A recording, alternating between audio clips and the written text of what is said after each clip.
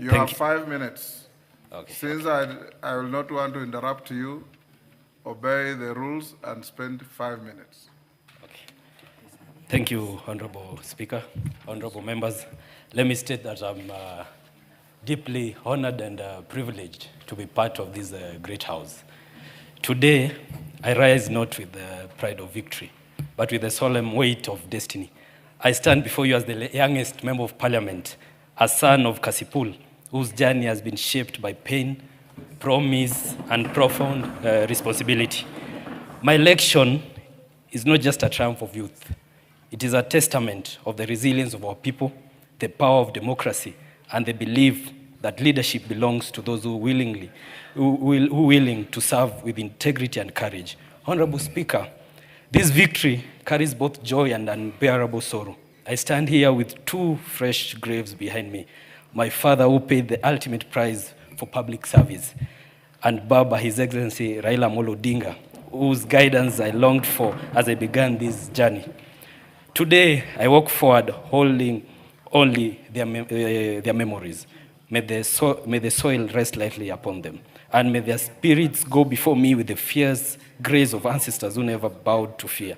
To the Almighty God, I offer my deepest gratitude. His hand has carried me through mourning, through battle, through a campaign that tested every fiber of my being. May my service reflect His wisdom, humility, and justice. Honorable Speaker, I am nothing without those who stood with me.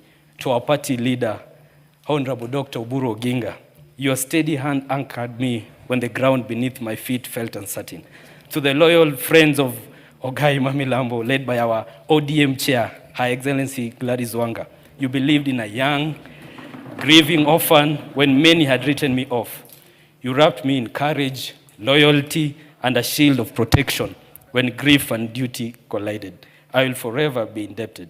I extend heartfelt appreciation to the broad-based fraternity, our members of parliament, MCAs, for standing firmly with me and with the people of Kasipul. To the many leaders, friends, and pillars of strength whose names cannot all be mentioned today, please know that I am profoundly indebted. To my family, thank you for your love, sacrifice, and strength. Honorable Speaker, I rise on the shoulders of generations before me, but I also rise carrying the fire of a new generation that refuses to be silent. Gen Z is rising, grateful for the government's commitment to growing our GDP and strengthening our economy, yet yearning for something deeper. A Kenya where national progress is measured not only in numbers, but in human dignity. We dream of a country where every young person can access decent work, earn a fair income, and support their family with pride. We seek accountability, transparency, and zero tolerance to corruption. A Kenya where public institutions are trusted, where integrity is non-negotiable, and where justice is not a privilege but a right. We long for a nation where opportunity is fair, governance is humane, the environment is protected, and where success is guided by a gross happiness index.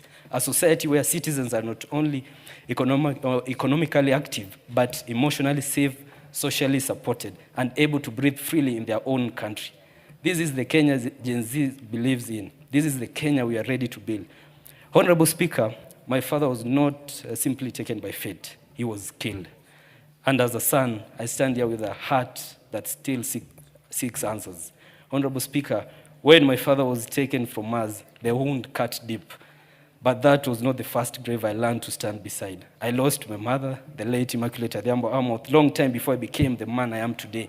I grew up knowing the weight of absence, the ache of needing a parent who is no longer there to guide you, to pray for you, to dream for you.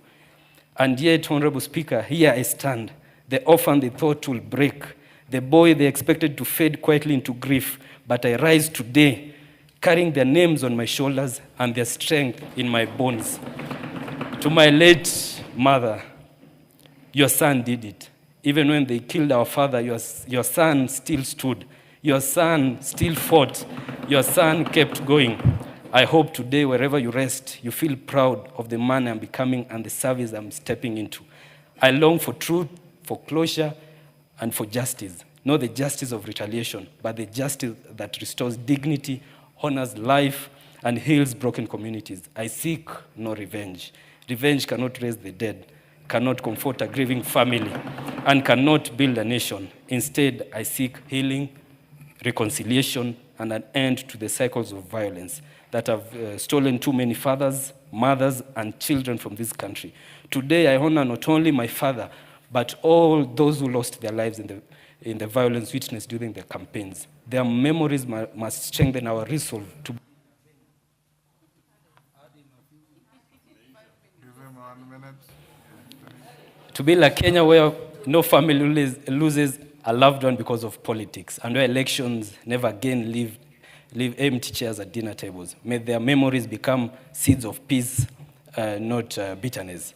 The levels of violence we witnessed, where even an honorable member of parliament like Honorable Peter Kaluma was attacked on voting day, clearly shows that we must act, and act urgently. I thank him for standing with me throughout the campaigns and for standing firmly for democracy during its most trying hour.